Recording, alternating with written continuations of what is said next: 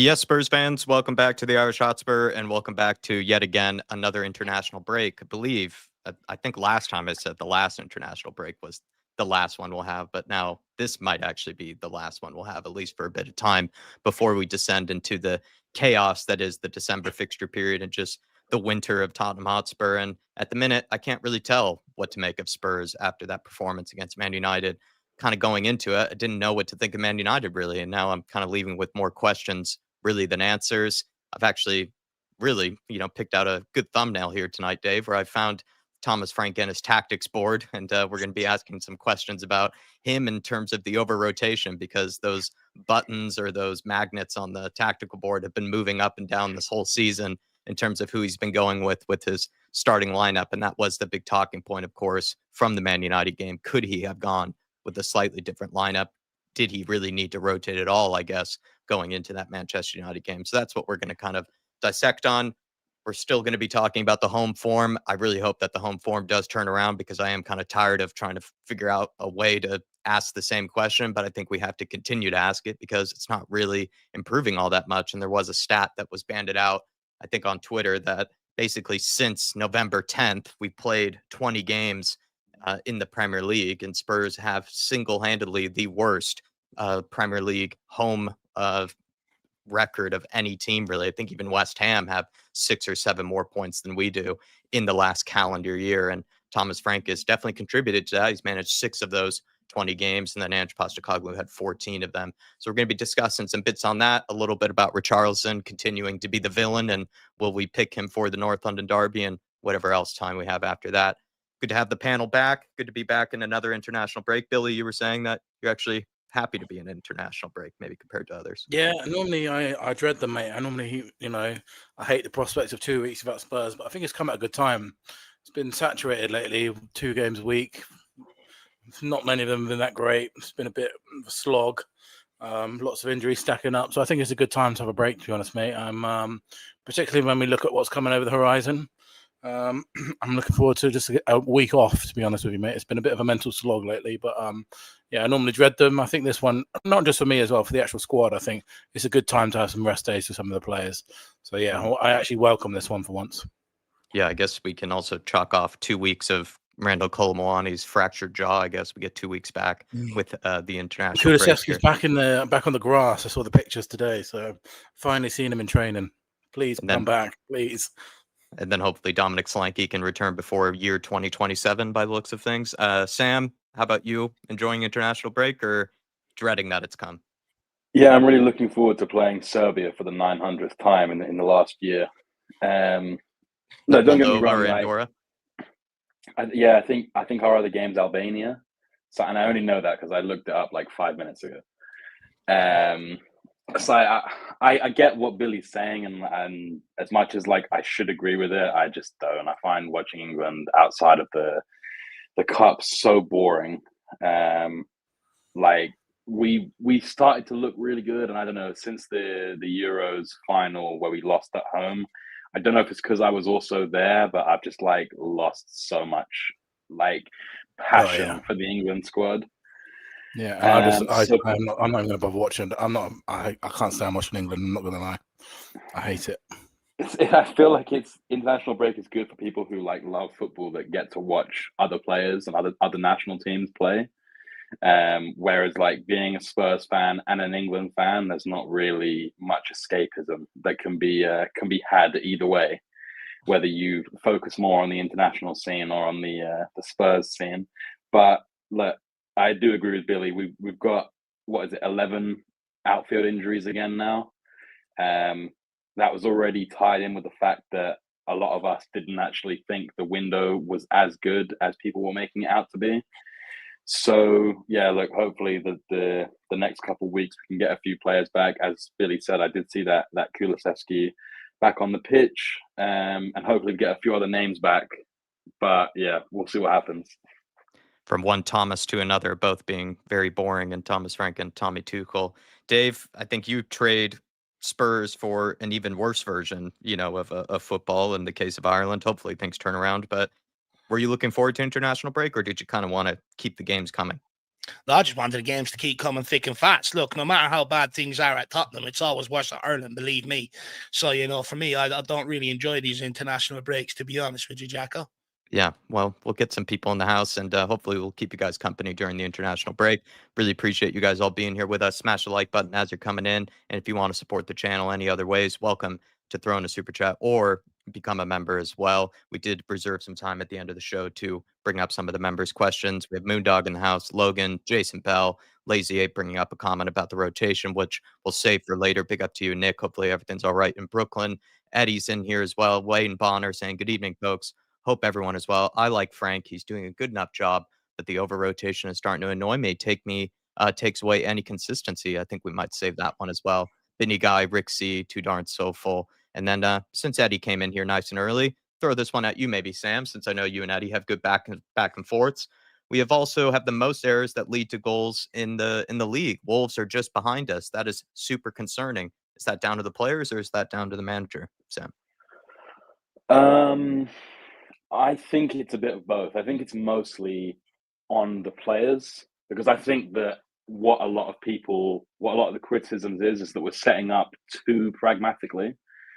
And I personally, I don't know the stats, but I can't imagine that we were much higher up, if at all, on errors leading to goals, or much lower, however you want to look at it, under Ange either. I feel like we conceded a lot of errors under Ange as well. So this isn't something that, whilst yes, it is still concerning, and I don't want to overlook that. It's not necessarily a new issue for me.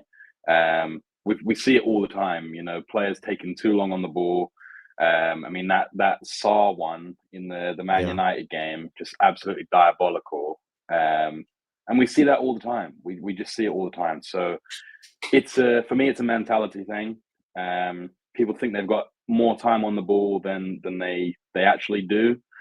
I think that at least I've noticed that we've gone long consistently or considerably more under Frank than Ange. And a lot of people complain that playing out the back does concede these kind of goals. Clearly, at least for me, in my opinion, doesn't seem like Frank is playing out the back.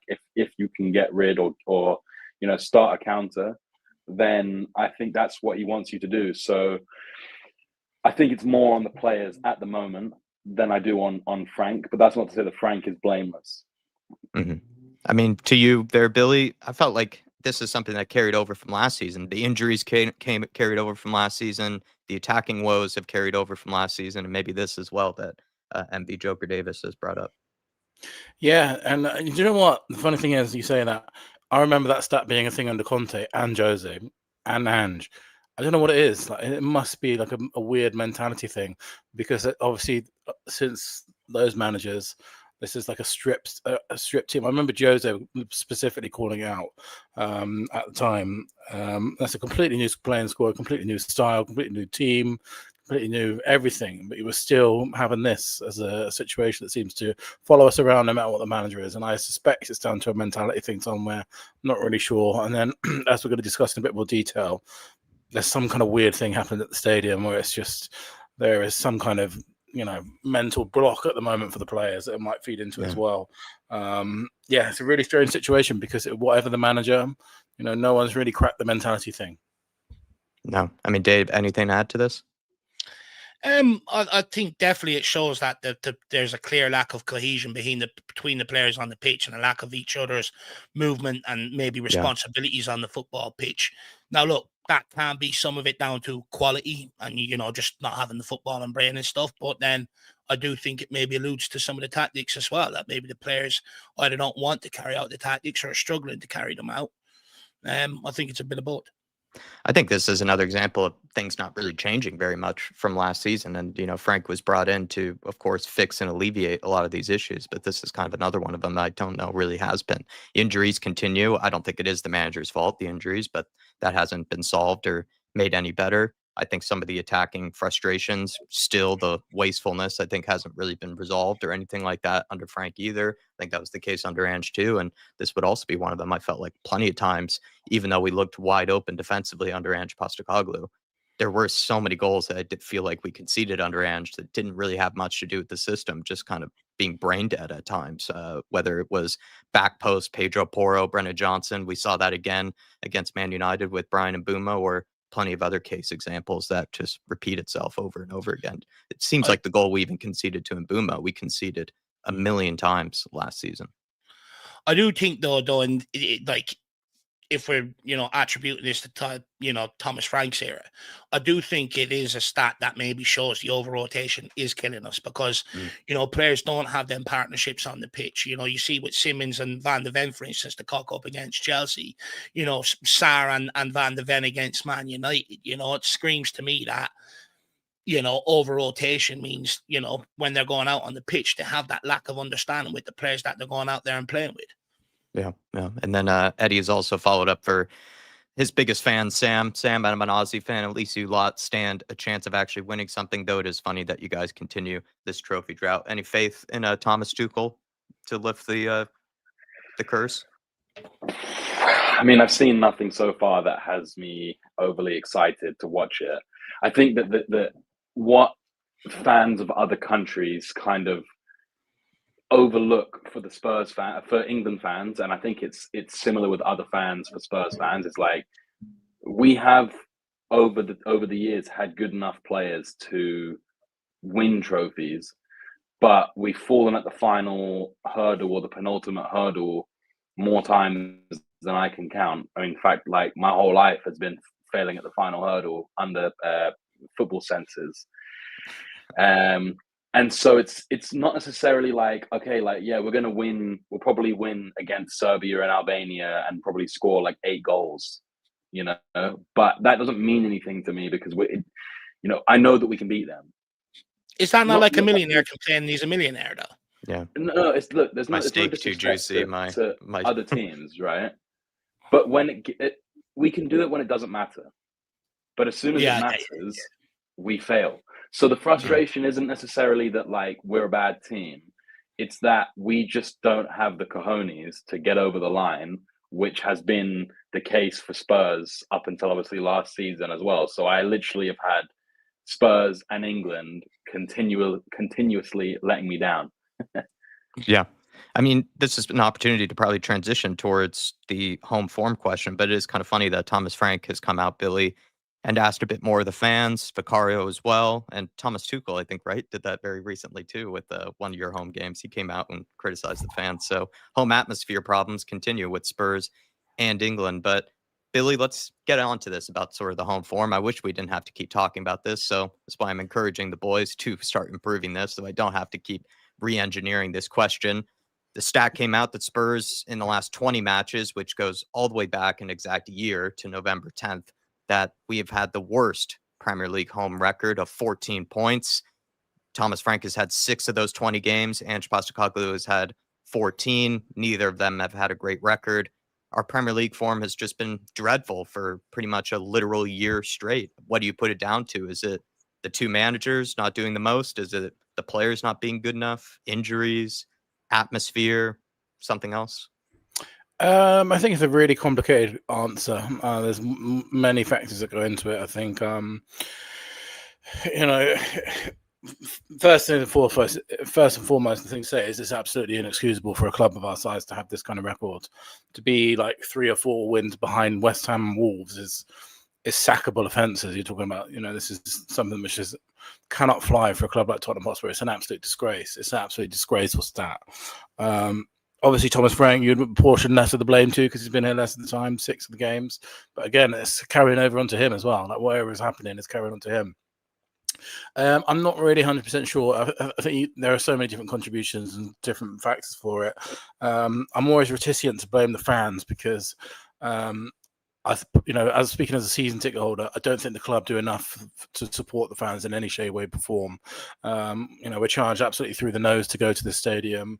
They have not ever once taken up any sort of meaningful dialogue to start a singing section or anything like that. They've never once really tried to back supporters groups, particularly to do anything to do with it. So I think blaming the fans is a little bit of a stretch and a little bit unfair. I think what is possibly a factor is that the fact is maybe the stadium is so incredibly, well built and well designed that it's almost like every opposition wants to go there and win there, and it's comfortable for the opposition. It's a great day out for the opposition fans. We always get tweets after saying it's the best away day I've done. And as a result, I think clubs just want to go there and win because, it's an incredible stadium to play at. It's like a career highlight playing in this stadium. I just also think, like, in terms of the atmosphere, I think it's been better against Copenhagen, Man United. It was improving slightly. And I've always kind of thought it's a chicken and egg situation. You could say, should fans spur the team on or should the players spur the fans on? That's a really difficult question that I don't really want to go into. It's too, it's too complicated. So I don't really know what the solution is because, we built this stadium, the proviso of becoming a fortress. And the last season before the stadium, we went we won 17 of our 19 home games, unbeaten in the league and home. And we were smashing teams up at White Hart Lane, left, right, and centre. I used to sit at White Hart Lane and I was not scared of any single team coming there. Now I sit at White Hart Lane every week and that's a slog. I'm just thinking, what time am I going to get back on the train home? Do you know what I mean? The enjoyment factor has been taken out of it. I'm not really sure what the reason for that is, but I think over the last few years, we've just been served up some absolute woeful home performances. That's not to say that it's, all hope is lost. We've had some great nights there too. The Arsenal game, the Bodo game last season. It can be done in a new stadium. I just think the club need to do more to support the fans to do it. And I think the main thing to do that would be to significantly lower the ticket prices. I'm kind of on your page where I do wonder if a heavy factor of it just has to do with how nice of a place it is to go for the opposition and the opposition fans. I'd imagine it's one of the best views that any opposition fan base can get. You're right in the corner, but you're really low to the ground and get a good view of the pitch. Whereas at St. James's Park, like you're tucked all the way up to like the rooftop, like you're in the rafters, essentially. It doesn't look like a very great place to go for an away atmosphere. But then we all know that St. James's Park almost maybe had the old White Hart Lane vibe, where it was a very difficult place to go, place that teams, wouldn't really take for granted, to go and have an easy away day. So, Dave, do you attribute anything to that it's one of the easiest places to go for opposition teams? I think that's starting to become a heavy factor. Yeah, I think, look, we give them a very nice away section, right? To the point where they can sort of, half of it can be pitch side and stuff like that. And like, don't get me wrong, it's a very comfortable place for the opposition to come. We've even done the tour of the stadium. Like the opposition change rooms are luxurious and stuff like that, so they feel settled when they come here. But look, at the end of the day, it is down to the players, the manager, and the fans and the club to make this place a fortress, to make it an intimidating atmosphere to be. It has all the ingredients for that. You've got the acoustics at the top of the stadium to keep the sound reverberating around. You've got that big south stand, everything else. You've all the ingredients are there to make it a very hostile and intimidating place to come. And especially because the pitch is so big, if the crowd can make it, like if we could sort of just bottle up a bit of what, say, like Galatasaray does out there and stuff like that. I mean, we could definitely make a fortress, but I think the reason why it's not a fortress, Jack, is because there's a massive disconnect running right through the entire club. You got players and managers constantly fighting at board level to get what they need. Then you've got the disconnect between the fans and the managers, right? They hire such divisive managers that they're never really given an opportunity to succeed. Straight away, some people are off board and don't buy into it. And straight away, some people are on board and get at the people who aren't on board and stuff like that. Then you also have, how expensive it is to support Spurs. The highest ticket prices, some of the highest ticket prices across world football, expensive merchandise, and stuff like that. That's raised expectations without delivering results. Then you also go on to the fans repeatedly being blamed by managers and players, and even the board sometimes for having greater ambitions than the board and stuff like that, which only deepens the sense of maybe, what would you call it, disconnect, from fans to the club. And it feels like, to be honest with you, at times that everyone inside that club hates the Tottenham fan base. That's what it feels like at times. And I think all of that then creates a real toxic atmosphere, and that when things don't go, or when things do go wrong, it just starts to unravel. Everybody cracks, the manager, the players, the fan base, and everything. And I think that's happening way too often. But most importantly, I think where it stems from is you've got the fan with one set of ambitions, they're chasing trophies, and then you've got a club with a different set of ambitions. And all in all, I think over the last few years, it's just led to one big emotional breakdown from fans towards the football club. And I think that's what you're seeing when it comes to, the home stadium, because the atmospheres haven't been exactly electric. When things go bad, you don't really hear Spurs fans willing the team forward and stuff like that. But then, as soon as things go wrong, the board are blaming them for protesting. The players are blaming them for not singing and stuff like that. The manager's having a pop at them. The fans are constantly being told they're everything that's wrong with this club. And right now, what you're seeing is a clear emotional disconnect between the fan base and the club. And I think that's what's leading to the big toxic atmosphere. And that also then leads it to a very nice place for the opposition to come. I think actually the disconnect is a huge factor. I mean, what was it with Conte? They were singing Conte's name. Fans were really cheering for him. He would be clapping the fans continuously. Then by the end of his tenure, everyone was screaming for him to get out, and he had that sort of smug, very down face of Antonio Conte. Same thing happened with Ange. We had more than one song for Ange that we were singing in the initial periods, but then by the end of the season, he's calling us out, for being losers in the Man City game, and from then on, it seemed like there was already a bit of a rift, between him and the fan base. And not sure if that's happened yet with Thomas Frank, but I wouldn't say, there is necessarily that connection. There is more maybe a disconnection between, like you're saying, the fans and the manager and the fans and the players. Sam, any factors that you can put this home form down to? Of course, it can be a million things, but what do you think it could be? Yeah, I mean, I kind of agree with all of you. Like with Dave was saying about Billy was saying about the state of the stadium being like, so good that players want to go there and have like the game of their lives. And Dave was saying about the stadium tour of the away dressing room being luxury. And I'm gonna let out a shameful secret. When I finished my common entrance, which for those who don't know, in England, like around year 7 or year 8, you do like exam. So some people do exams to get into the next phase of school. When we finished, as like a sort of congratulatory present, I went to school in West London. They took us to Stamford Bridge. I know. But there, I always remember, is like worse than your standard, shitty school changing room.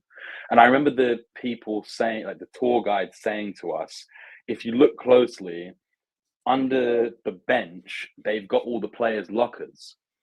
So I remember him saying, the guy saying, Peter Crouch was like in mind for them here. They put all these tall players, they're putting all the lockers on the floor and making players bend over, increasing the unlikely chance, but increasing the chance of a strain or an injury before the game.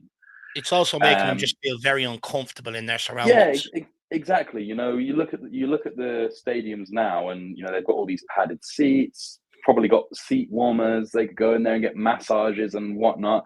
This was like, they had a wooden bench and a little cupboard underneath the bench for players to put their stuff. I think that as well, and I agree about like the disconnect from the fans, the club, and the players. But I also think that the fact that the fans themselves are so splintered as well is also a massive problem for us.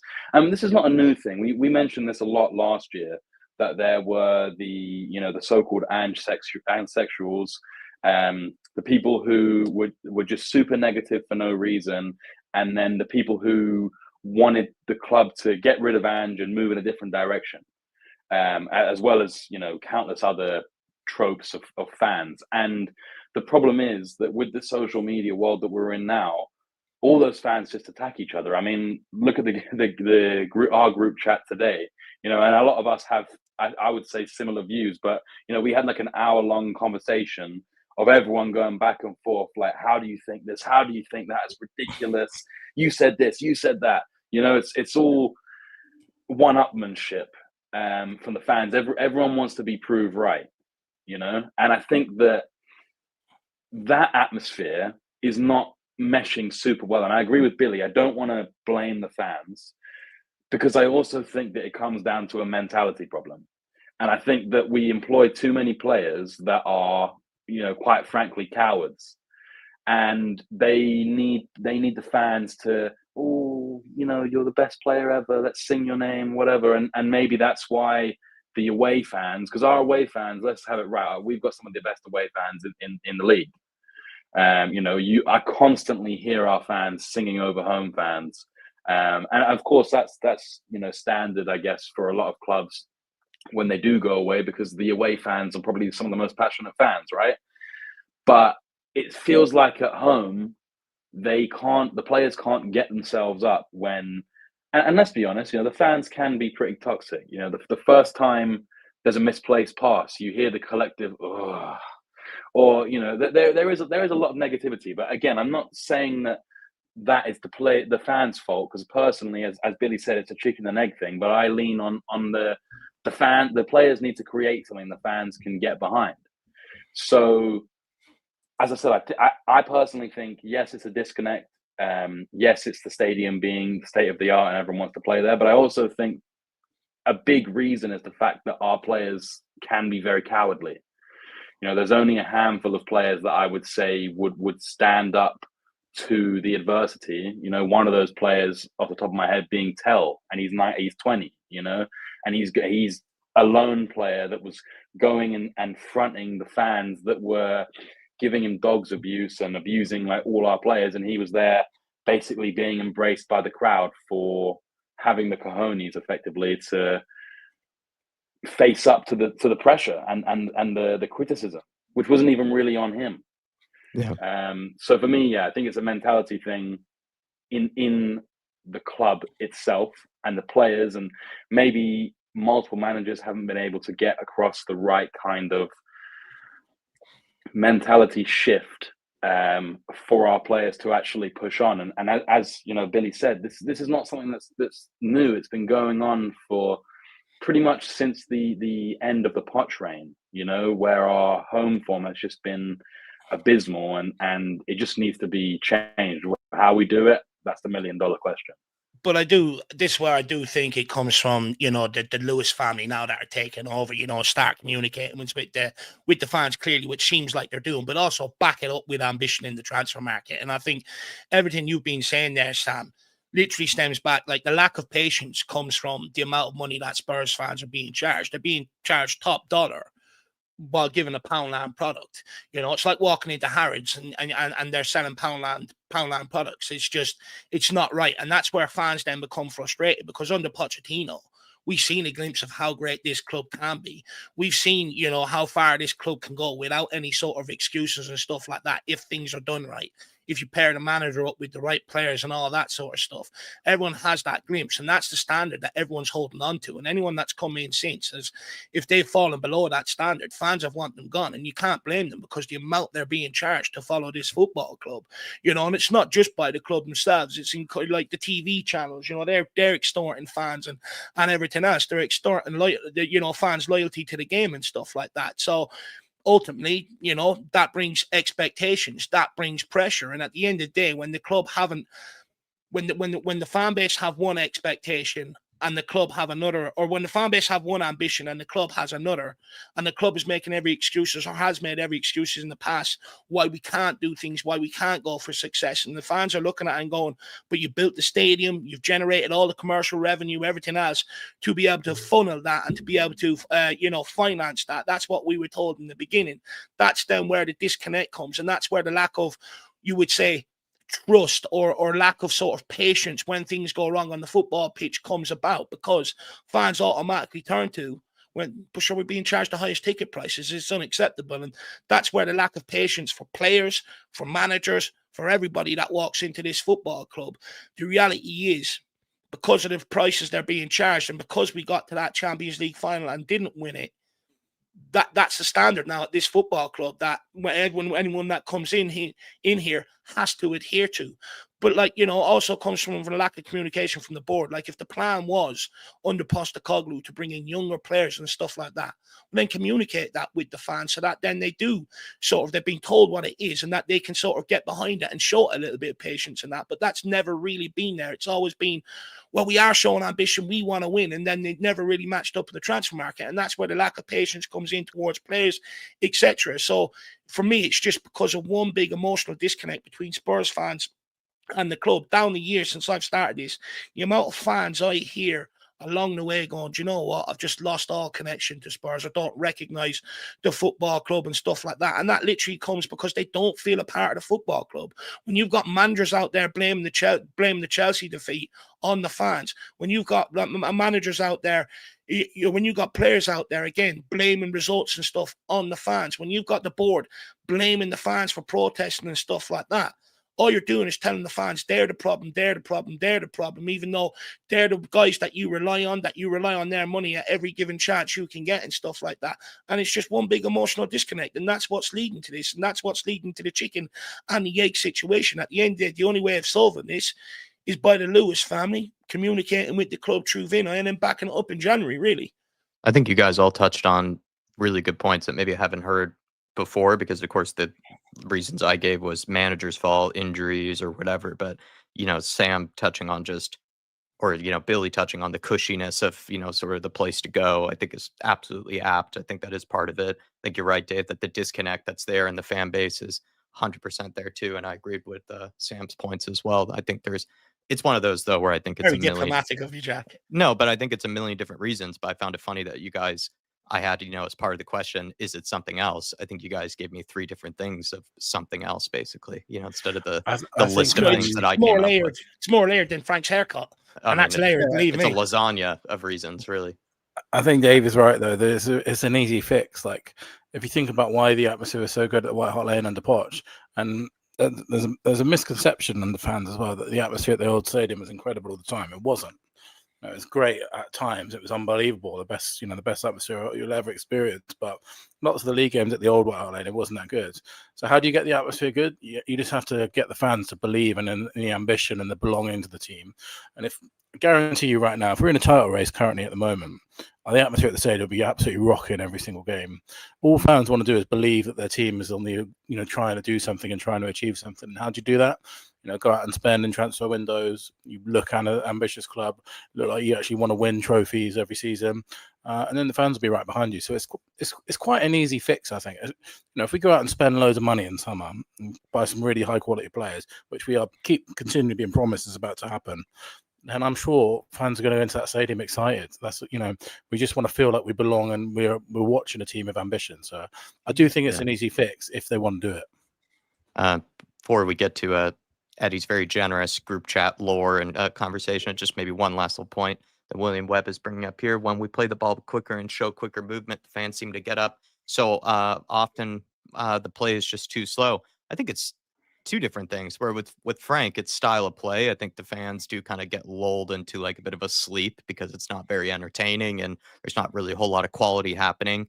And then in Andrew's case, the fans did seem to get really behind it because the play was really good, but eventually we just started losing so many games that actually I think the atmosphere then just started getting pretty poor. So it's almost like now it's a mix of both with the fans, and that the results haven't been great. And then also right now the style of play isn't too great either. So it's a bit twofold where it's kind of both. That was the case last season where the style of play was good, but we lost a lot of games. So eventually the fan atmosphere started to kind of suck. I mean, you and I were there for it against Crystal Palace. And then this season, the results are slightly better, but the style of play is definitely not better. I was there against Brighton after we qualified for the Europa League final, or was it after we won the Europa League final? The atmosphere was absolutely toughy as well. But I do think style of play sort of matters as well. Like when you look at White Hart Lane, Pochettino, Harry Redknapp, Martin Yeo, all played a sort of really exciting brand of football. Anyone in between that sort of tried to play a certain way or manage games of football, Spurs fans didn't tolerate it. They didn't last too long. And I think a massive part of the problem as well, since we built the home stadium, we've had Jose, Nuno, Conte, now Thomas Frank, all play a certain sort of brand of football where they respect the opposition more than sort of going at teams and, playing to their strength, playing to the strengths that we have and stuff like that. And whether we like it or not, Spurs fans won't tolerate it. They just do not like it, especially when it's not winning games of football, and it piles on more and more and more. At the end of the day, Spurs fans want to see their team having a go. And once they're having a go, Spurs fans will get behind it, and I think that's also been a massive part of the problem, has been a lot of the style of play that we tried to introduce at this stadium. Yeah, I definitely agree. Eddie, or not Eddie, Sam please be the therapist if you can for the group chat with Eddie. I want to be on the record that I didn't join in on that back and forth in the chat. I was the one being called out for no reason. Players have to be held accountable. Too often are we quick to blame the managers or the fans. Eddie feels hard done by. I mean, like, let's move on. He's got main character syndrome.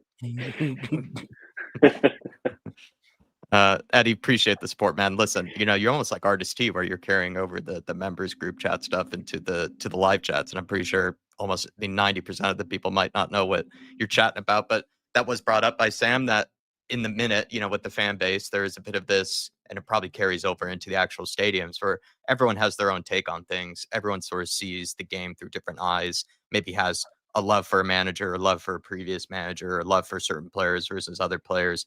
It all kind of boils up into just sort of this tension, really, when things are going poorly. If things were going great, I think everyone would sort of put their opinions to the side and put their sort of biases to the sides. But when things are not going so great, it is going to boil over, really. But appreciate you, Ed. You've been very, very generous to us today, and hopefully you are enjoying the show. Let's move things on. And like I said, I really hope the next time we do one of these shows in the near future, I don't have to be continuing to re-engineer this conversation about home form. Let's go on to this one. Is Frank creating his own problems by over-rotating the team selection, Billy? Would Spurs have beaten maybe United if we had gone with an Odegaard and Udogie? That seemed to be the big takeaway from that game. I think there's two separate questions there. I think the rotating is fine because I think it's necessary. I think if we don't do it, we'll look at, I know it's crazy to say that I missed another injury crisis, but it would be even worse if we weren't rotating. Like, this injury crisis is different to the Ange one because these injuries are like contact injuries. They're just like ridiculously bad luck. Like Kolo Muani getting smashed by Harry Maguire's face. It's not like a tactical issue or a bad planning issue. It's just ridiculous luck. Bergvall the same, concussion. Kolo Muani getting injured in training is just bad luck. We're getting a lot of like contact injury, which is different. I think the problem, rather than the actual rotating, is he's giving a little bit too much respect to the opposition, and I'd like him to be a bit braver. And I think, I'm by no means thinking, Frank out or anything like that. I think he's prioritized making the defense solid, which is fine. I think the next step is for him, because when you're at a team like Brentford, like he has been before, and all he's known in the Premier League is a team like Brentford, you have to be extremely, extremely cautious of the opposition, because every single opposition that goes to Brentford is going to go there with their own game plan and then going to show pretty much no respect to Brentford, if we're being honest, and they're going to try and dominate the game. Tottenham is the complete opposite of that. We need to go and impose ourselves on teams. We're a big six club. We want possession. We want to attack every single team that we play against. We have to win most of our Premier League games, which is a completely different scenario to Brentford. So I think against Man United in particular, he got the balance slightly wrong and he gave them a little bit too much credit. I saw that Man United team, they were dreadful. I thought they were really poor. And I think if we'd have been a bit braver and started Odegaard and Udogie on the left, played a bit more of an attacking team, because before the game he was talking about Richarlison and Moani and the defensive output that they both offer against a team like Man United. I think we should be the ones that are making Man United worry about us, because Man United are not a good team, and I think we gave them a little bit too much respect in that game. I don't think it was, Frank even said it after the game, it was not a rotation thing, it was a tactical thing that he did there. So I would like Frank to be a little bit braver moving forward and think, we need to make teams worry about us rather than worrying about the opposition. I agree with a lot of those points. The injuries have definitely been absolutely freakish, from fractured jaws running into the fridge of Maguire to Bergvall getting punted in the head by a ball for a concussion. It's weird because we've gone from having like 11 muscle injuries last season to now like 11 contact injuries. Like, what? I don't even know how to account for it. Like, it's crazy. Too much contact in Thomas Frank's style of play, I guess. We'll find a way to blame the manager for it. But the points that you made there too about, I probably should have just gone with a lineup that Man United would have feared us more. And I said that today before the game. I was sort of saying, I'm not really too sure what I make of Man. Yeah, sorry. Yeah.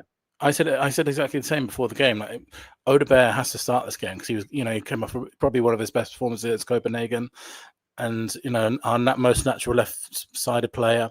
And as soon as those two came on, we just looked by far the better team, and as we are. So I think he was a little bit too cautious against Man United. And I was in the same boat as you, where as much as Man United had a much better record going into this game than us in the last 5 games, I wasn't that convinced by them. I was saying that to Dave. I was like, I don't really know what to make of them. They actually don't seem as good as maybe they have looked in terms of the points in the last 5 games or so. And I think that reflected in the game that we played. They did not seem all that special to me. Man United, they seemed actually quite beatable. But Dave, this was from Nick Lazy 8 saying, we have to rotate. All of these guys need to be acclimated, motivated, and ready to play at a moment's notice, no matter how much they might suck. No, I agree with that in terms of the player's point of view. You should always be ready when called upon and take your opportunity. But, I think although rotation sounds brilliant and, the idea is to keep players fresh, avoid injuries and protect your players, makes sense in theory, but in practice and reality, it's a flawed ideology. Last season people banged on about we're not rotating enough. Now we've been over rotating this season and we're carrying more injuries at this time this season than what we did last season. And I think it all comes down to how you rotate and when you rotate, to be honest with you. And I think Frank has just been guilty of over rotating. And I think he's inexperienced with this sort of fixture schedule in general is maybe starting to show a little bit. I do think it's cost us games. For instance, that Man United game, Udebur and Destiny Udogie should have started based off the fact that they ripped Copenhagen apart down that side. You go back to Brighton, they were very bright against Brighton in that game. You go back to Leeds, they ripped Leeds apart down that side and stuff. And for me, we score more goals when them two are playing down that side. So for me, I don't understand why he didn't play them two against Man United, because playing Jed Spence there limits us. Let's be honest, right? Amorim threw a bit of a team selection. He was expecting Frank was expecting Jallo to play a right wing back like he has done most of this season, and then Mbeumo playing that pocket with Benjamin Sesko up front. That didn't happen. He played Mbeumo and then Jallo, and I think the idea of playing Spence was to maybe limit the impact of them players, but it cost us going forward, and that just shows how Frank sees the game and how he's going to set up. In reality, I find he pays the opposition way too much respect in press conferences and stuff like that. And I think you're seeing that reflected in how he approaches home games. At the end of the day, home games, fans want to see their team go for it. And I think so far what I'm seeing from Thomas Frank, he's setting up too much and showing the opposition way too much respect rather than focusing on our strengths and how we're going to go at the opposition and how we're going to go and win the game. But in general, I just think over rotation has cost us a lot this season. And I think it's also being the main cause of our biggest problem, which is going forward. At the end of the day, we brought in a lot of new players here into the front line, the likes of Kudus, Bawani, Simmons, and players like that. But he's not getting anything out of any of them. And that's because he hasn't put out the players that he's been given, consistently to try and improve the problem. At the end of the day, he knew it was a massive problem in preseason. So the club went out and gave him Kudus. The club went out and bought him Simmons. The club went out and gave him Mawani. Now, Mawani, I'm not going to use exactly to make my point because he's only really been available for 3 or 4 games. But in general, they haven't really played consistently together. He keeps chopping and changing that front line nearly every single game. As an attacking player, because you're constantly up against more players naturally when teams are defending than what you have going forward. It's all about partnerships. It's all about understanding each other's game. Being able to do the 1-2s, knowing where certain players want the ball. They haven't been able to build that up because Thomas Frank keeps over-rotating it. It's a different front line nearly every single game. And for me, it's coming back to bite us now in these games. And now we're looking at it. He's not getting anything out of any of that front line. And look, as bad as Richarlison and Johnson are, Ange got more out of them than what Frankie is getting. I know they're limited, but the reality is the way we set up got more out of them. Now, we've added better players and players that many fans didn't have a problem with when we signed. So I don't want to hear anyone sit here and say now all of a sudden they're bad players and stuff like that. The reality is he's over-rotating, so they don't have the chance to build up that partnerships and stuff like that, which is absolutely killing this team going forward. It is absolutely pivotal forefront players. And anyone that says I'm a dumbass, then how did Kane and Son end up building up the partnership that they had that ripped the many teams apart, that went and won many games for Tottenham Hotspur, that helped bring us all the way to a Champions League final because they were put out there consistently and they were given time to be able to develop and build up that partnership over time. And we're never going to be able to do that unless Frank stops over-rotating. There was no need for him to take Wilson Odobur out of that team. He should have went more or less with the same front line. I can understand Johnson one being forced, fine, but the rest of that front line should have stayed the same. The reason why he put Richarlison out left was because he thought Jallo was going to play and Richarlison could track back better than what Udebur can and make it a more difficult day. And that there is your problem. He is adjusting the team according to the opposition rather Yeah. than actually going, and this is that's the Brentford mindset. That's acceptable at a club like Brentford. At Tottenham, it's not acceptable. You have to have a plan in possession. And I'm not being funny, but Eddie stat earlier on where he said, Tottenham have the most mistakes leading to goals. That's a lot of it is to do with over rotation because players don't have the partnerships on the pitch, which you're seeing moves break down, passes break down, people not covering for people and stuff like that. It's all to do with over rotation. Frank didn't need to over rotate. He should have used the early part of the season up until now to at least put out a consistent squad as he could together to build that togetherness and that mental resilience and stuff like that, and then partnerships. And now when the game's coming thick and fast over winter, that's when you start rotating. He wanted to rotate from the very beginning of the season, and it's flawed because he has so many injuries now, more than what Ange Postecoglou had at this point. So it's a flawed ideology in my opinion. And by the way, it's cost us the cup against Newcastle as well. So I mean, yeah, that's been the big theme. damn an indictment. It's been the big season a big theme this season, Sam, and it was the one that was pretty much all over Twitter after the game against Man United. Is the rotation question? Are you a fan of it, or are you maybe in other people's boat that he is getting the rotation wrong? I think he is over rotating. I can understand why he's doing it. However, the one rotation that we all seem to agree on that I definitely wouldn't have done was Odegaard. I think that it's clear, at least to me, and I think to you guys as well, that no one is exactly grabbing that left wing spot with both hands, right? The only player who's coming remotely close to that, in my opinion, is Odegaard. And whilst, yes, he can't play every minute of every game, he definitely could have played yesterday against Man United.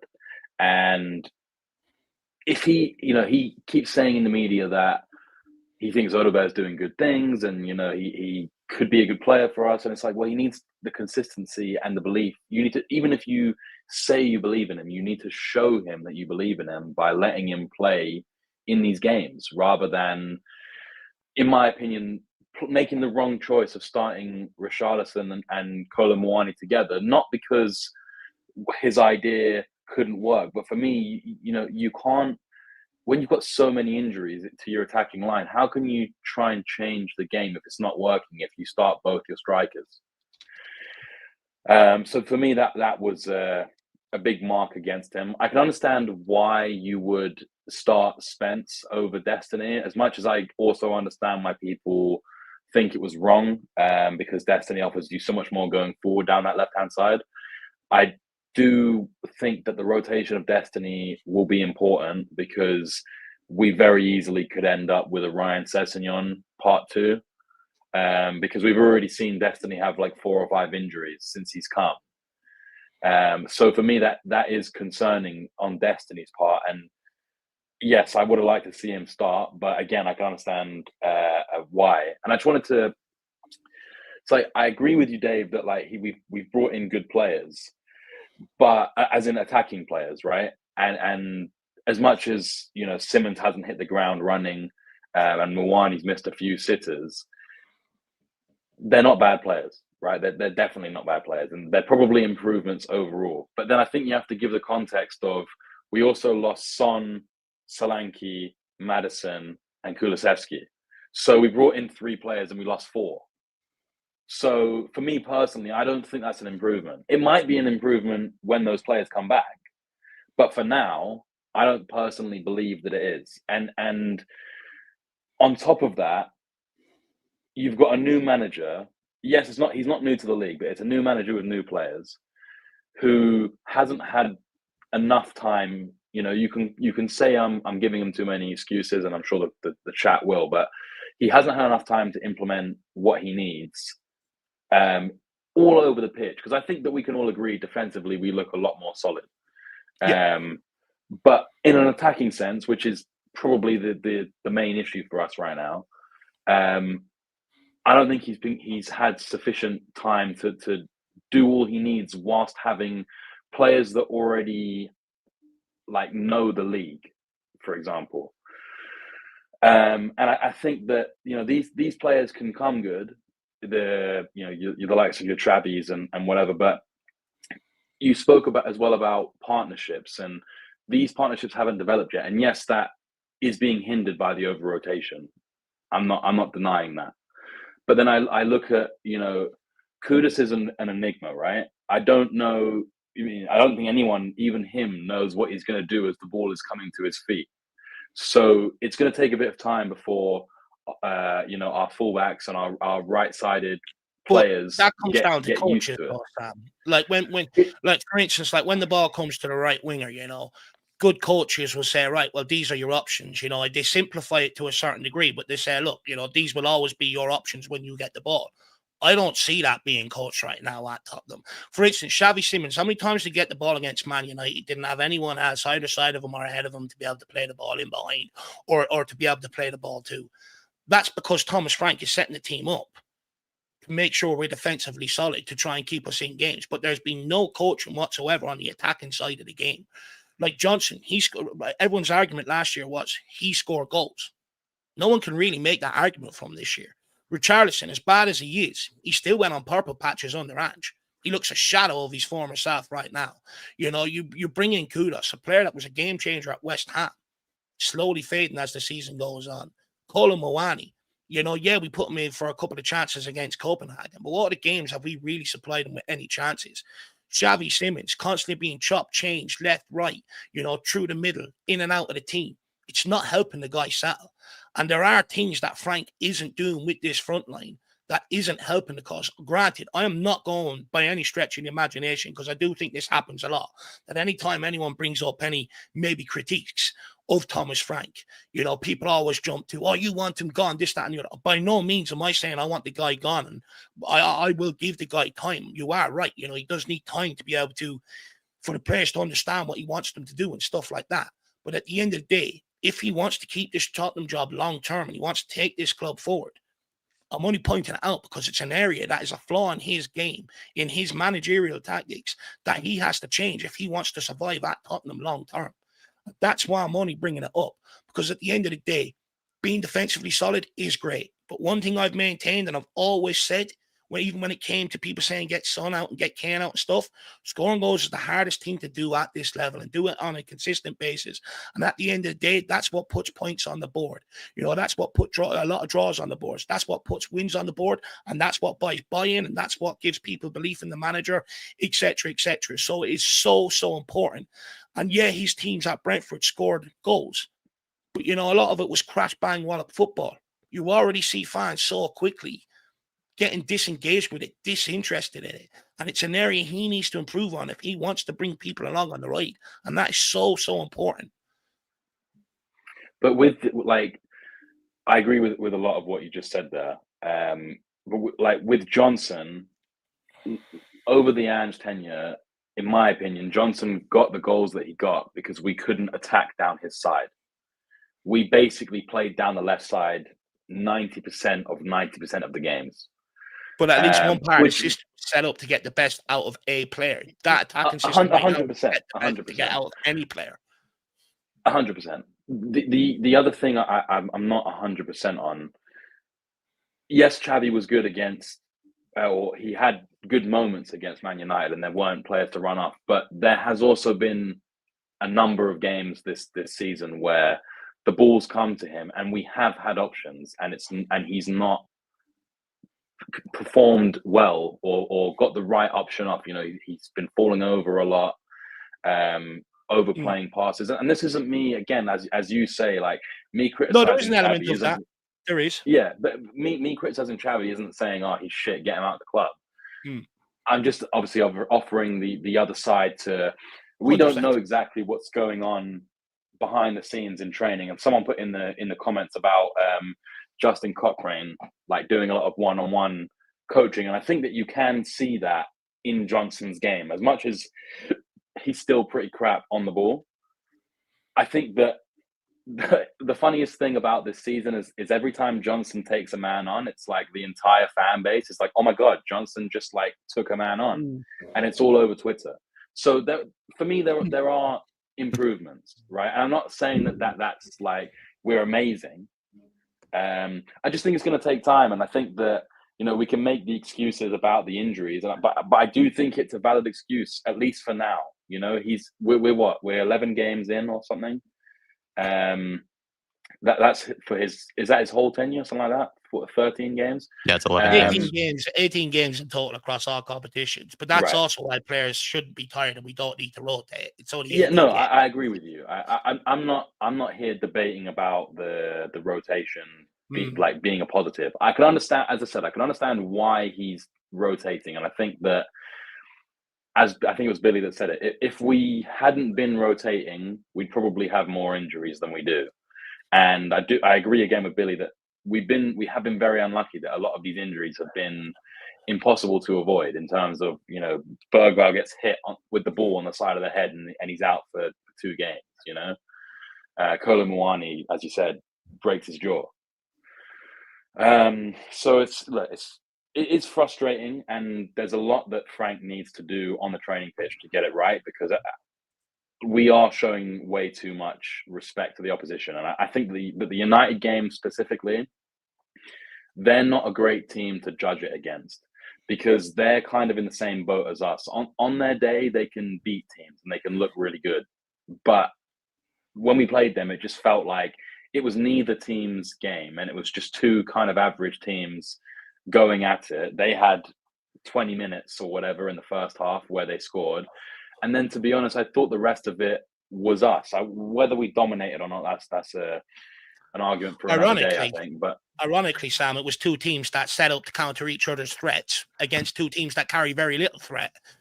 Yeah, exactly. It was Frank's best impersonation of the Europa League final, except maybe the last 10 or so minutes was a little bit better. Just to quickly add, I agree with Dave's points, but then I also, when you're saying, Richarlison, he did have his purple patches under Ange, but I feel like under Frank, I can think of a million chances that Richarlison has actually had this season that he's just completely whiffed at. He's just, I think, just having an absolute mare right now, really. I don't know if Frank is necessarily hurting Richarlison. I think Richarlison is more hurting himself. I think he's been given a lot of opportunities and a lot of chances have been given to him. I think he's probably received some of the most, and he's just making an absolute meal of it. And then Johnson, I agree with you. It seems like we're not using the best of Johnson's ability, or his one ability, in my opinion, which is being at the back post. But then there was that one moment, like you brought up there, where Xavi Simons broke free and Johnson had the wide open lane to sprint for a counterattack. And if it blew up on Twitter, Johnson's jogging behind Pedro Porro, he was just jogging on a counterattack. He didn't seem to have any ambition to get forward. And I'm not sure if he would have under Ange, or if that just, in my opinion, shows that Johnson's just a lazy player or whatever. It seems like it's a lot of, I totally agreed with your points, Dave, but then I also can think of moments where it's almost been the opposite as well. No, Can you get Johnson to run there? Surely Johnson should be able to run there. And no, of course. Look, I'm not putting the quality issues of Richarlison and Johnson on Thomas Frank. Yeah. But the reality is, although limited, Postecoglou got more out of him because he had an attacking system to get the best out of limited options. Frank has better options to work with. He has been given Muani. He has been given Xavi Simons. A guy that's played at PSG, a guy that came through the Barcelona academy, played at Leipzig, played in the Dutch league, ripped all of them up. Comes to Tottenham, looks a shadow of himself. Muani ripped up nearly every league he's been in. So far, what we've seen, a shadow of the player. It's Mohamed Kudus. Everyone wet themselves when we got him. Now all of a sudden, the numbers are becoming limited, and that's purely because a lot of them players are playing as individuals because they're not put out there consistently enough together to be able to build up them partnerships.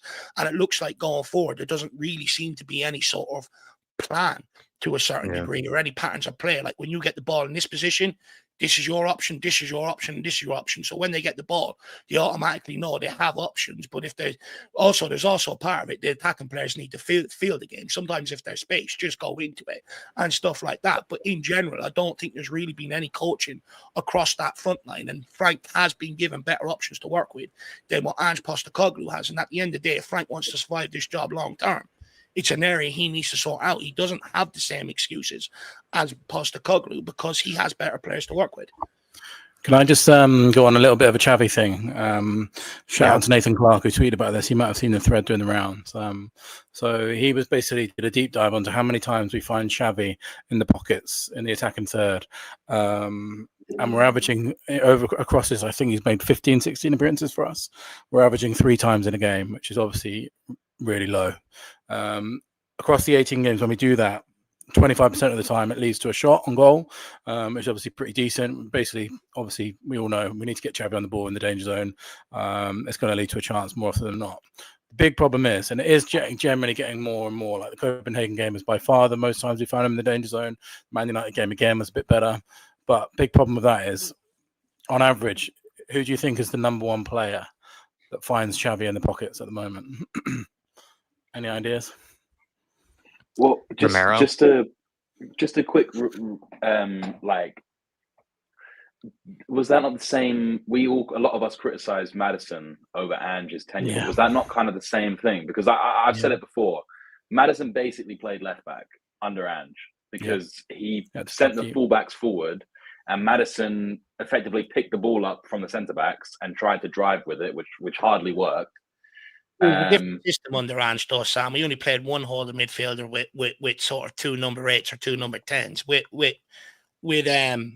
With Frank, we're playing 2 holding midfielders with 1 number 10. So that number 10, is going to be more central. If you're playing as a number 8 in Ange's system, there is going to be a part of it where you are asked to get back a little bit deeper, and which naturally means then you're going to find yourself on the ball a little bit deeper. And the problem is, one player is at the top by a considerable distance, averaging over 3 times more than any other player, and it's Kolo Muani. So, he's now out for a stretch. So, he might have just, funnily enough, found a way to get Xavi involved more, which means playing Muani alongside him. And now we've lost that for 6 weeks. So, who was the player you were saying, Billy, that finds Xavi in the pocket? Muani. Oh, by sorry. a considerable distance more than anyone else. Paulinho has found him once in the season, in the danger zone, and then I think Bentancur is second, but Muani is averaging like way more than any other player. It's like 3 times more than any other player. So that's lost now. So back to the drawing board, I think.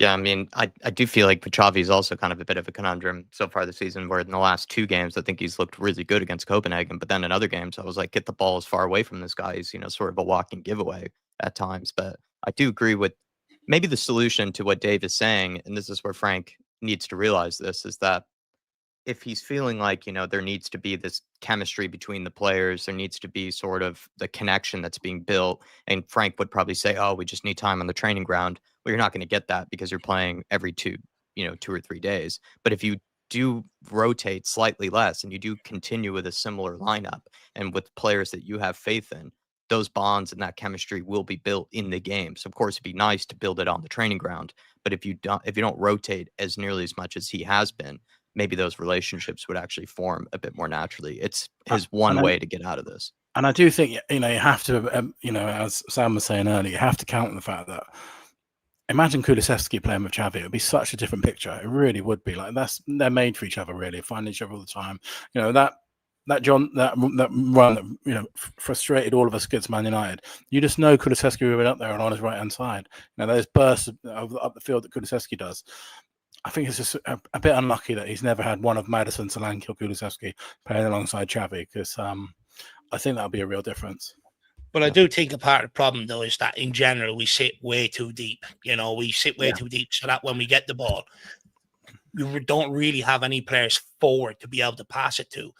And what you're seeing is we're often being forced to pass backwards, and teams are just pressing the living shit out of us. No mistake is coming because you're almost passing that ball back into the press, like we done against Chelsea.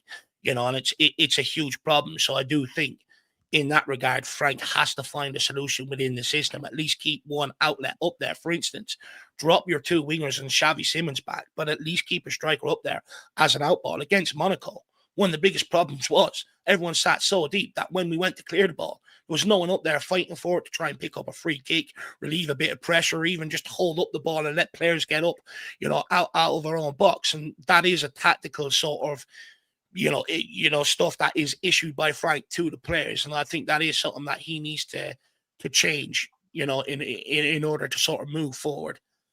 Yeah. I think that we're playing with our players play with like a lack of bravery. I think it was Carragher made like a really good point after the Chelsea game about Xavi Simons, but you could see it, what he was explaining. You could see it with like a lot of other players. You know, not having that self-belief to receive the ball and turn and take it on, you know, and like, I don't know, I look at other teams and I think that they take 1 or 2 touches and they ping a ball out to the wing or whatever. We take like 5 touches when there's a really obvious pass out to the right back. Yeah. We play 3 passes between the left back, the midfielder, the centre back. We take another 5 touches and then it goes to the right back, who's still in the same position he was in a minute and a half ago. Yeah. So that this is a genuine question. Is that tactics, or is that players not being brave enough on the ball? I think, yeah, look, I think there's an element of both there, to be fair. I think the fact that, you know, heading into the last Premier League game, we only attempted 4 through balls all season in the Premier League. That's got to be down to sort of tactics. And I do think that sort of aligns in with Frank's sort of thinking, play for the margins, play for the percentages, no sort of risk and stuff like that, you know. And I do think that plays into that. But then there are times, for instance, you know, Xavi Simons against Chelsea, he had the space to be able to turn into and sort of carry that ball. He chose not to. He chose to pass it backwards, you know, towards Van de Ven. So I do think it's a little bit of both in that regard. But like, I think the fact that you don't see many switches and playing stuff like that is because I think we want to try and eliminate all risk altogether out of our game. We try to keep the ball and work it up in stages and slowly progress and stuff like that. And I do think that is down to the way Thomas Frank sees football, to be honest with you. But I like, correct me if I'm wrong, I can't really remember many times under Ange that we switched the ball, or because I've said before, and you know, people say that he was boring and you know they were happy that he was gone, but in my opinion, Højbjerg was the only player in our team who had the ability to play a cross-field ball. I just don't see it anymore. I see balls like through the middle, you know, like you get the Romero quarterback pass, but then I could equally criticize Romero for, you know, as I previously said, taking like 10 touches, looking left when there's an option to the right, and then not playing it to the right. And it's, look, it's not just Romero, it's the whole team. But I'm using Romero because, you know, he's one of our best players, if not our best player. And I just like, I agree with what you're saying, but we could, like, there are opportunities to switch the ball, but our players just either don't think they have the quality to do it, or they just don't see it. I don't know what you're seeing now, though, Sam, is you're seeing players that are afraid to go against the manager's instructions because they won't play. You know, and again, with Ange Postecoglou, you know, even his Celtic team was all about passing out from the back through the lines. You know, don't go along with it. Don't give the opposition a chance to turn it over and stuff. Like, again, it comes down to tactics. You know, a lot of, like, Porro has the ability to be able to play a pass like that. Romero has the ability to be able to play a pass like that. But again, I do think a lot of it comes down to instructions, because at the end of the day, these players know you don't do what the manager asks you to do. You're not playing, and that's it at the end of the day. You know, you've seen it in academies throughout the years. A lot of the Mavericks in football are gone now. It's very starved of that individual quality that football once used to possess, because over the years, down to everyone wanted sort of play possession-based football and stuff like that. A lot of the risk is being coached out with these guys. Recycle the ball, constantly recycle it, rather than, you know, take that risk, putting in a good cross and stuff like that. I do think a lot of it comes down to coaching and stuff like that. Like, there's no Ronaldinho's, JJ Okocha's, you know, Gazza's, players like that left in the game anymore. I think we'll finish up with one last question, just in terms of the number 9 dilemma ahead of the North London Derby. Should be an easy one to answer, but also a hard one, and that I'm not even sure if there is a right answer towards it. With the North London Derby approaching, Billy, Tottenham have some big decisions to make up front. Who should lead the line ahead of this one with no Kolomoani, Richarlison, Tell, or Scarlett? Pick your poison. Okay, so I think this is a really difficult question, because my answer for this is not the same answer as who I think should be leading the line in the rest of our games. I'm still hoping that Tell. I think he's showing the signs, particularly of the goal against Man United. Really good goal. I don't think any of our other forwards scored that goal. Goal against Leeds. He's got something about him somewhere. There is a striker in there. What I'm more concerned about is, can he lead the line on his own? Possibly there's question marks there. Can he lead the line on his own against Arsenal? Not a chance. So I think this is a really tricky one, because we're up against the best defence in arguably world football. So, you know, I think it might have to be a game for Richarlison, just because he's going to throw himself about a bit more and he's a bit more physical. don't get me wrong. I think Richarlison is in absolutely dreadful form at the moment. I just think of those three options, which is very limited for any football club. I think it might have to be Richarlison for this game, just because against Gabriel and Saliba, I think the other two are just going to get bullied. Let's be real. So I think we're really limited in this game. Long term, going forward, I would like to see a front four of Odegaard, Xavi, Kudus, and Tel. I think that's where our future lies until we get some players back. But for this specific game, I think you have to go Richarlison. I've kind of in the exact same boat as you, where I feel like Richarlison's time is up. But for a North London derby game, physical backline of Arsenal's, and just Richarlison could go and do something crazy. He does have that in him to go and score against Arsenal. I don't think the others quite do at the moment. But he doesn't seem like the long-term solution, because I think we've seen enough of him this season to feel like, he's just not someone I think we should be trying to put our development into. And if we are going to have to be patient with someone, I'd rather be more patient with someone like a Tell or a Scarlett, for a few more weeks than with someone like Richarlison. But maybe we can just get all the juice out of the Richarlison squeeze for just one game and seeing if he can produce in that one. I'm kind of in the same boat as you. Sam, who's going to be our hero for the number 9 in the North London derby? It seems kind of, Yeah, I mean, I'm in the same boat as you guys. I think that you do so much more damage, like mentally, to Tell or Dane Scarlett by throwing them up against like the most physical and best defense in the league. Whereas, Richarlison, as much as he is pretty shit, like, what you're going to get from him. He's going to be a shit house. He's going to play with passion. I know that, people will say, oh, passion, great. Like, let's play with some ability maybe. But, he knows what it means, I think, to play in that kind of game, as Billy said about the experience. Whereas I think that you throw Tell or you throw Scarlett into that up front, and they just get manhandled from start to finish, and they end up getting taken off at like 50 minutes for Richarlison anyway, because they won't be able to cope with it. But then going forward, I think you do need to look away from Richarlison. The only concern that I have with that front four that Billy mentioned, and not necessarily that we've got any other choice, is that they're all pretty small. And that doesn't mean that they can't be effective. I just worry that when you're coming up against a team like Arsenal, for example, or a team like Newcastle or whoever that have these big defenses and loads of big players in and around their midfield, these players are going to struggle because they're too lightweight, I think. And unless you've got the ability of Kudus to beat a player and have just enough strength to get past someone, I can't see that happening with Tell. I can't see that happening with Scarlett. I can't see it happening with Odegaard. It might happen in flashes, but I can't see it consistently being something that they succeed at least for the first like decent chunk of them playing those games, which maybe happens all the way until we start getting players back. Who knows? But yeah, I think Richarlison has got to go in Jan for me. I love him. I think he seems like a great guy. He loves the club. Every time I want him gone, he's on the bench, like praying that we win things, and he feels like a fan, But as much as I love him for those sentimental reasons, it's not a sentimental game, and we just need better. Dave, who's going to be our hero for North London derby frontline? It's not a great list of options. To be honest, I'd rather bring Danswin at centre back and put Mickey van der Ven up front, to be quite honest with you, but that's never going to happen.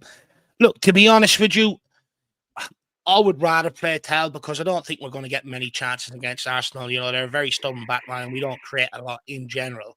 And I think if you do get a chance, you'd probably back Tell over Richarlison to probably take that chance. However, I think Frank is going to start with Richarlison. I think, for the first 15, 20 minutes, it's going to be ferocious. You're up against two massive centre halves. They're going to hit you very early on. And I think it'd be a good game to sort of let Richarlison be the cushion in that regard. Let him absorb all the contact, and maybe bring Tell later on in the game when Arsenal will be a bit more open because of tiredness and stuff. And then let Tell sort of run at them, when the game's a bit more open. That's the way I think Frank will probably go with it. I think, look, as much as I would love to see Dane Scarlett get more minutes, away at Arsenal, I think you're sort of throwing the kid into the lions then, to be honest with you there, and you're setting them up for failure. And I think you're setting the team up for failure. I think there's a time and a place, and I don't think the North London Derby is that for Dane Scarlett, unfortunately. So I think we're just going to have to enjoy Richie. Prue. You know, he did score against Man United. You know, as long as he scores and keeps his jersey on, we should be all right. Yeah, let's hope we can rely on Richie just for this one game and be a crash dummy for 20 minutes. We have members' questions left, but Billy, if I think we're already a little bit over the hour, so I thought maybe we could let you go unless you want to stick around for that part. I'll stick around. Just- Yeah, man. I'm up for him. Just quickly, I just want to say to Tyler, no one's saying that Tell all of a sudden is a goal scorer, but he's had less opportunities in front of goal than Richarlison, and he's took them. So, you know, he has a better strike conversion rate than Richarlison this season. And on that basis, we're going to get very little chances. So on that basis, he's more likely to take the chance than Richarlison. So don't put words in my mouth, please. Sam, why are you a Francophile, and what does he have on you? Oh, Sam's gone. So pass that on to Oh, he's back.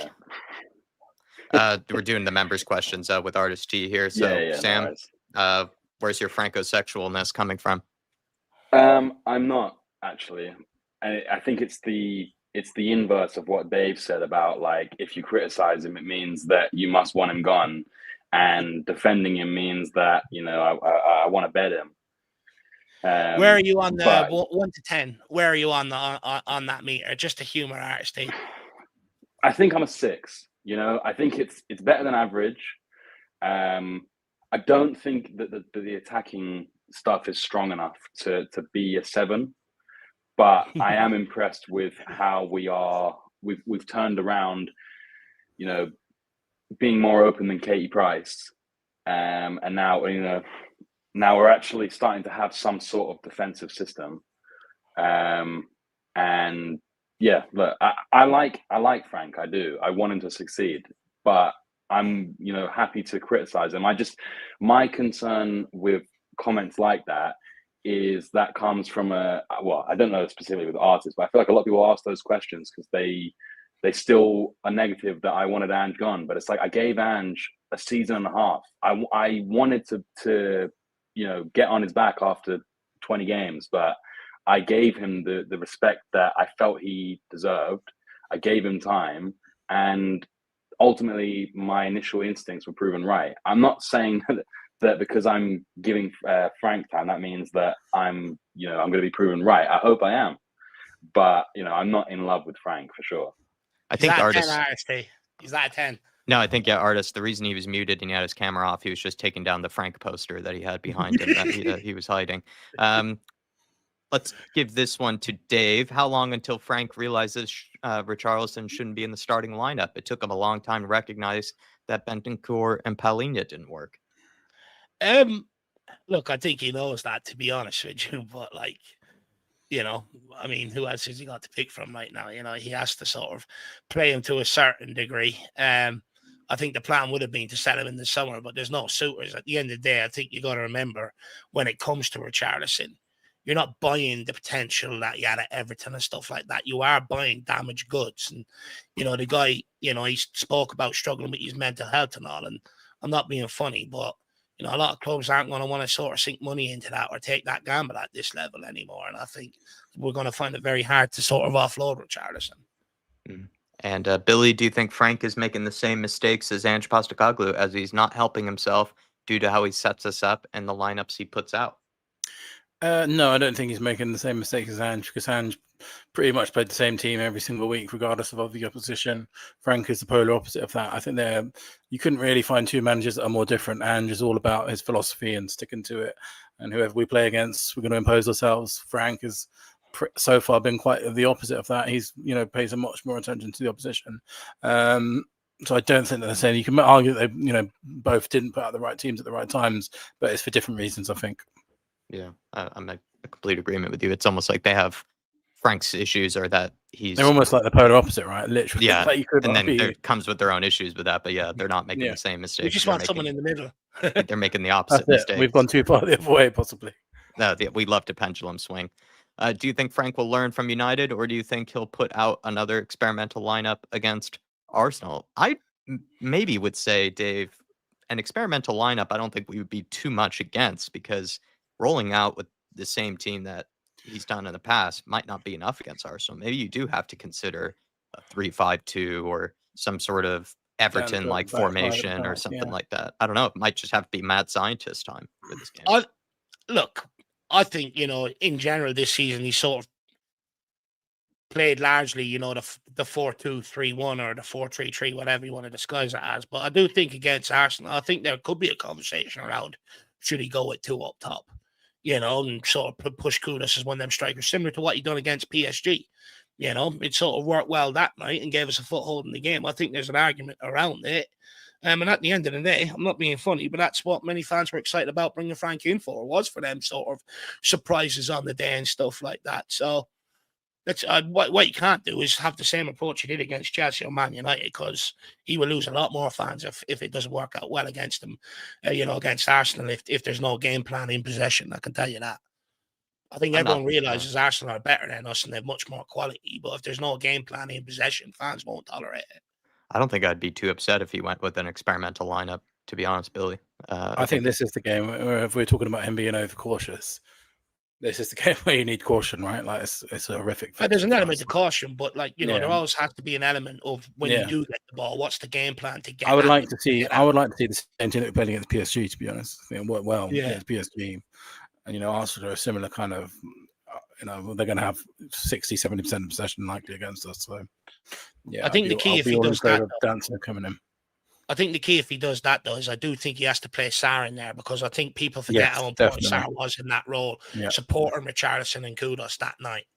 Yeah, because you could go 5 at the back, Bentancur, Palhinha, and absolutely stink out the place, and just hope for a long throw in or something like that, which is what I imagine he might try and do, just try and nick a set piece against them, because if we go man for man against them, we're going to lose. PSG lineup that he used, though, all those players are available for this game, so it's not out of possibility, every single one that he put in that starting 11. Is Arsenal a must-win for you, Billy? If we don't get a result, there's a good chance this will lead to a lot of people turning against him and calling for his head. It'd be unfair to call it a must-win game, a place that we've not won. Therefore, since Harry Redknapp, what I would say is, if you want a statement victory or a statement performance, if Tottenham go and put in a performance, if they somehow miracle a win at the Emirates, that's going to get Frank a lot of credit in the bank. For example, we can all remember the 3-2 game. That's how minimal we've had experiences there. We've had the Carabao Cup win against there, which is great, but doesn't really count, does it? So, he will go down in folklore if we get a win there. Simple as. It's been that long since we won there, 6, whatever it is. One win in I can remember, and that Redknapp 3-2 game was just donkeys years ago. So I don't think it's a must-win game. But if he does manage to win it, it would seriously get him a lot of credit in the bank with fans, I think. Even the preseason game gave him a lot of credit in the bank. I'd say that. So winning away from home definitely would. Sam, why do people seem to think Frank has a system that takes time to implement? What we're seeing now is Frank Ball and players returning from injury won't improve things. I mean, does that even dignify a proper response? Like, we're genuinely going to say that, like, the injuries. Sometimes his opinion is the question, but he puts a question mark, behind his opinion. I don't mind it. Yeah. No, look, I get it. I understand what he's saying, but at the same time, it's like, come on, we're missing Kulusevski, Maddison, and Solanke. Those 3 players alone, whether they solve our attacking problems or not is up for debate, but they're at least gonna, come in and make some sort of impact. So I can't. One thing I will say, I kind of semi-agree with what he's saying about, the identity of Frank Ball, right? There isn't necessarily, I think from what we've debated, we've kind of come to the conclusion that there isn't necessarily like an identity of Frank Ball. It's more his pragmatism and approach to games, how he looks at opposition players, right? So I kind of get that part of the question. But in terms of the injuries coming back in, I mean, I don't understand that at all. Like, it's very clear that we're missing attacking options. We're missing a playmaker, and 2 of those players are currently, out of action. So I don't see how it can't improve when they come in, personally. What I will say is, to that is, Thomas Frank does talk about a lot about layers recently in his press conference and stuff like that. And I think if you want to choose to believe in the way he's trying to implement it, that he's done back first, then midfield, then forward and stuff like that, then I think, there's reason to believe that it's going to improve and stuff like that. I guess it just sort of comes back to personally how much you rate Thomas Frank, to be honest with you. Then for you, Dave, I know you're against chopping and changing managers, but what would it take for you to become Frank out? Yeah, good question. Look, on this one, I think if we were bottom half of the table come January transfer window, I think I'd have serious questions, around them. Because, look, to be brutally honest, amongst all the fanfare for Thomas Frank, I was one of the only ones that sat there and had my reservations about the guy, pointed out about his low possession stats at Brentford, pointed out that he can't copy and paste Brentford ball at Tottenham. No one wanted to hear it at the time, but the reality is we're here. So, but, I am going to give the guy a fair amount of time. The reason why I'll give him up until sort of January and see what, and this is only if we're down, 13th, 14th and scrapping around there, then I don't believe he's the guy to take us forward. Do I believe if we gave Thomas Frank time, could he make us into a stable Premier League team and we're not up and down like a yo-yo? Yes. Do I believe he's ever going to really have the risk factor that you need to go on and win a Premier League and win cups? No, I don't think so. I think if he does build us to be able to have a stable team, I think eventually if we want to go in pursuit of glory, I do think we will have to change manager. Whereas with Postecoglou, I don't know if anyone ever remembers, but one thing I did say about him, if he gets us to a final, he will help us. He will win that final with Tottenham Hotspur. And he did deliver. That's why I always sort of, as long as we were in cups, I always thought Postecoglou had a chance of winning something. Whereas with Thomas Frank, he doesn't have that CV behind him. So all of a sudden, if we're down 13th and 14th, Tottenham Hotspur have become Brentford, in my opinion. So I'm going to give him up until January because I still have my question marks about can he really get that front line fire? And even if players do come back, does he have the nous to be able to do it? Because I've seen it happen before. Nuno to Tottenham didn't work. Potter to Chelsea didn't work. And the reason why it doesn't work is because them managers try and copy and paste what's got them there rather than evolve to what the expectations are. And I think that might be Frank's undoing if results don't pick up. He did win the Hong Kong trophy, whatever that was, this summer. Billy, would you sell Richarlison and Johnson this January or maybe in the summer? Where are you at with those two in particular? Because I think they are top of the list for people. Yeah, time to ride out on the sunset. I think Europa League winners, Johnson in particular, will always have that goal. Richarlison will always be a Europa League winner. I don't think either of them have a future at our club anymore. And then my concern would be, how do you sell them though? Like, who's going to buy them? Like, I think Richarlison, Everton, you would be a great move for him, where he'd be loved. But I don't know if anyone's going to fork out the money. Johnson as well. We paid 50 million for him, and he's not an old player by any stretch of the imagination. So we're going to probably be looking at 30, 40 million at least. So who's going to pay that? So I would struggle to find a buyer, but I think it's time to move on. I think Johnson, I just don't think he fits Frank Ball. I think, he was specifically really, really good at the back post runs and scoring. Did it 19 times last season. Frank has not utilised it once. So, yeah, I think it's time to move on for both. I just would struggle to imagine a buyer for either of them currently. I know a lot of people have mentioned, the Lewis family have to show ambition in terms of bringing players in. But one of the other bigger issues with Levy was, right, the reluctancy to get rid of players when you knew you were going to take a big loss on their transfer value. And that would probably show real ambition for me with them, is that if they were to be ruthless with maybe a Richarlison or something like that in the January window. Johnson, as much as I would get my hopes up, I would imagine that would have to more happen in the summer or something like that, but you never know. And yeah, that's what I meant, Dave. The herbology champions, show some respect to Thomas Frank. He's an herbology champion. What's for dinner, Samuel? I think tonight will be some sort of chicken. We got some chicken thighs.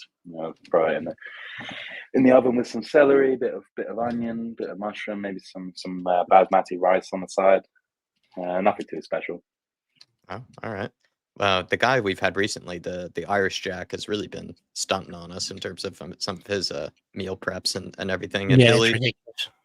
what about you, sir? What's for dinner tonight? Hey, I'm English and I'm white. I'm also having chicken. That's what we do in this country. Probably satay You're a chicken. I patriot. think. Yeah. That's what I have every. No, chicken is my thing. So yeah, that's how boring that we are in England. It's going to be chicken. Oh, there you go. Well, Dave, any takeout tonight or anything planned? You had a period or a stint there where you were cooking some special stuff, chorizo and everything. Oh yeah, I'm still cooking up a storm. Don't worry about that. I am getting more and more recipes and trying. You sort of inspired me in that regard, Jack. But to be honest, what I'm having tonight is I am Irish, so of course I'm having potatoes. I'm gonna have a chip sort of roll or a chip butty with some curry sauce Can't beat over it, it. mate. That's what I'm Can't having beat it. tonight. Sometimes it's just the simple things in life that give you the most pleasure. Have any of you UK guys tried the new McDonald's menu? No, is that the world menu? Yeah, man. Yeah, we're still waiting for that to arrive here. Any good? Yeah, they're not there yet. Yeah, it's well good. The Canada one's banging, man. Is that what you recommend? What would you recommend? Give me a recommendation. Maple syrup quarter pounder is an absolute banger. That's what. Oh, yeah, I could get with that. Banger for Canada. Yeah. So we're stealing food items from other countries now. That's how it goes. I mean, we have food from every country over here. That's kind of our whole shindig. Maybe not much of our own actual, cuisine, but we do like to just have a bit of everything over here. But Billy, anything to plug? Anything that you might be on soon, or anything to do with Change for Spurs, or any final words? No, just starting a couple of conversations with the club about atmosphere. So we'll see how that goes. There is really, really optimistic conversations about a sing inception for the Dortmund game. So we would love that to happen. That's what we're trying to achieve, along with Return of the Shelf. But I'm skeptical at this stage. I would love that to happen, but let's see. Let's watch this space. Could I ask, Billy, how? Maybe you don't want to go too into it, but how do you enforce a singing section? Because if people buy a ticket for that area, what's the checklist or criteria they have to meet to be able to go there if they aren't going to sing? Yeah, so there isn't one essentially. You hope that anyone buying there will realize that it's a singing selection. What it looks like the club might be more open to is having quite a really small, compact area of the ground, somewhere quite high up or somewhere different, which is what they've done in the past. And what they generally will tend to do is look at the areas where they don't tend to sell many seats and think, right, if you want to do a singing section, we'll put it there because you can all go together. And you would hope that anyone actually willfully buying tickets there will be a singing section. Obviously, what we aim to achieve long term is have one in the South Stand where everyone does it already, which would be difficult because then you'd have to move season ticket holders. But to answer your question, there's no way of guaranteeing it. You just have to hope through sort of promotion and advertisement that, and then if anyone does turn up there, they want to sing as well. But through promotion advertising, they want to come to sing. But the club are definitely starting to the conversation, so we're hopeful because as we spent most of this podcast talking about, something has to be done. I think the club will make a huge mistake not to give you a little section in the South Stand, though, because at the end of the day, that's what they built that wall for. They mimicked off the Dortmund one to make it that sort of noisy and that sort of boisterous place to be. And sort of, the whole idea is that stand gets the rest of the other three stands sort of going with it. So I think the club will miss a trick if they don't give you guys. I hate to use them as a case study because, I don't like talking about them, particularly at this time of year. But Arsenal did exactly that. They gave the Ashburton Army a singing section. And unfortunately, remember the conversation used to be the same about the Emirates, used to be the worst atmosphere in the country, the library.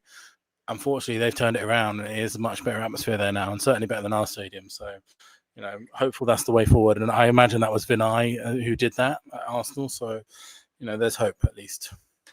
The only counter you'd say to that, though, Billy, about Arsenal is what you mentioned earlier. Like, if we were in a title race and we were winning consistently, our atmosphere would be good.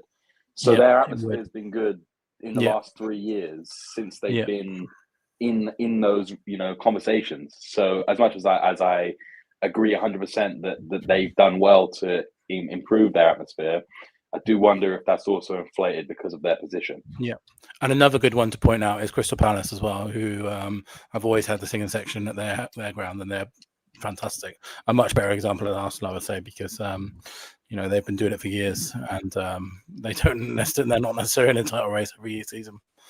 One of the best comments Dave made really in the last few weeks was Spurs don't even have, what was it, a backup drum? You know, they didn't put in the budget to get a backup drummer or something, you know, in case it broke. I wonder if Crystal Palace have the budget to have a backup drum just in Well, case. so we're kind of in small talk together, me and the drummer and a couple of other groups and stuff. So he's in one of the group chats I'm in, and they forgot the drum for the Chelsea game, so he was late, so they had to go back and get it. So that's the club themselves. So there you go. Jeez. And Sam, any final words from yourself? No, look, I have maintained since I came into the podcast scene that nothing is as good or as bad as people make it out to be. I think that Frank has shown positive signs, and he's shown some negative stuff. You know, we've gone in at length about it.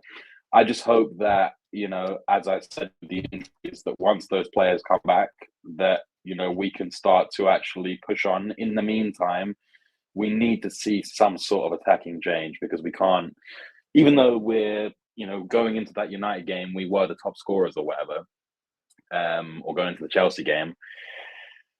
It was hard for us all to believe that. So he needs to improve going forward, of course. Players need to step up. Hopefully, with a few weeks of international break, with the players that haven't gone, he can try and get his points across and implement his style a little bit more, whatever that style may be. But yeah, look, ultimately, we just need unity within the club, whether that's the players playing together, the playing for the manager, the fans, and also the higher ups of the club. We just need to try and merge back together. It's going to be difficult, but, you know, hopefully it can happen. All right. Well, thank you everybody for being here with us. Thanks for keeping us company over international break. Thanks to Sam and Billy for giving up their evenings, as well as Dave, of course. Thank you to Eddie as well for the very, very generous support, and also bringing the group chat lore into the mainframe, into the public. And appreciate all you guys that joined us at any point of the show. Come on, you Spurs, and we'll try to survive the rest of this international break before a big one in the North London Derby. See you next time, everybody. Come on, you Spurs.